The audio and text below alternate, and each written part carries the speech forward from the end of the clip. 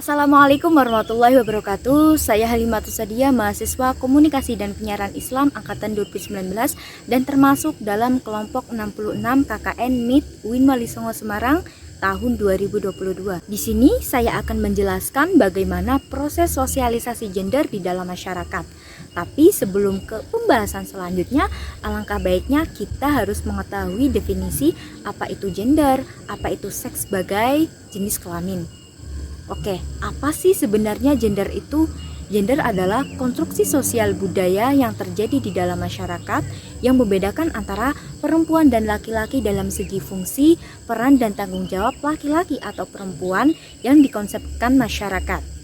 Jadi, gender dapat diartikan sebagai anggapan masyarakat tentang sifat, sikap, dan perilaku antara laki-laki dan perempuan.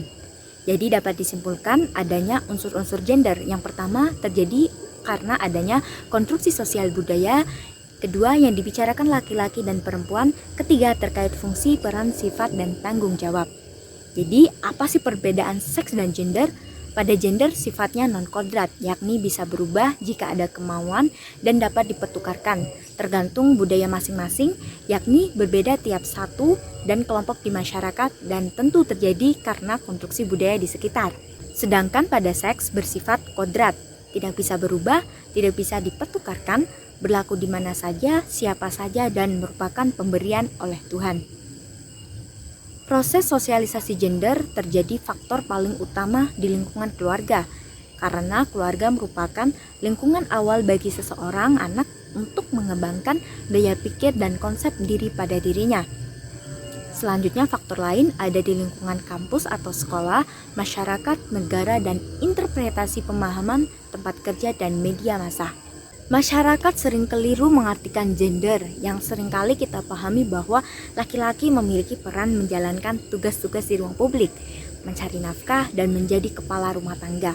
Sedangkan perempuan hanya melakukan pekerjaan tugas domestik seperti memasak, mencuci piring, mengasuh dan mendidik anak. Padahal sebenarnya tidak selamanya perempuan dan laki-laki melakukan pekerjaan tersebut. Pembagian gender inilah yang dimaksud dengan pembagian fungsi, peran, dan tanggung jawab. Jadi, penting sekali kita membedakan gender dan seks itu sendiri. Sedangkan dalam hal ini, gender harus setara, baik laki-laki maupun perempuan. Tak ada yang namanya berat sebelah atau ketidakadilan. Namun dalam kenyataannya, ketidakadilan terhadap gender masih sangat terasa hingga sekarang. Adapun ketidakadilan gender yang sering terjadi diantaranya yang pertama subordinasi, artinya suatu penilaian atau anggapan bahwa suatu peran yang dilakukan oleh salah satu jenis kelamin lebih rendah dari yang lain. Yang kedua stereotype, bisa diartikan sebagai pelabelan atau pengecapan yang didasarkan pada suatu anggapan yang salah atau sesat, seperti laki-laki harus kuat dan tegas, sedangkan perempuan sudah pasti baperan atau cengeng. Yang ketiga kekerasan. Kekerasan dalam gender hingga saat ini belum bisa diatasi secara massal. Bahkan kasus-kasus tersebut tiap tahunnya selalu meningkat. Contoh, kekerasan gender salah satunya kekerasan dalam rumah tangga. Yang keempat, marginalisasi, yakni pemingkiran akibat perbedaan jenis kelamin yang mengakibatkan kemiskinan. Marginalisasi sering terjadi dalam kehidupan kita, seperti anggapan bahwa perempuan berfungsi sebagai pencari tambahan nafkah, maka jika ia bekerja di luar rumah, anggapan tersebut seringkali terjadi. Kemudian yang kelima, beban ganda, ialah ketika beban bekerja yang diterima salah satu jenis kelamin lebih banyak dibandingkan jenis kelamin lainnya.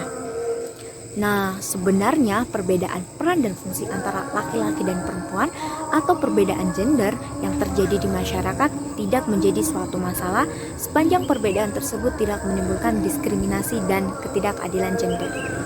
Demikian penjelasan singkat mengenai proses sosialisasi gender di dalam masyarakat. Mohon maaf apabila ada kesalahan dalam berucap. Saya Halimatus Sadia pamit undur diri. Wassalamualaikum warahmatullahi wabarakatuh.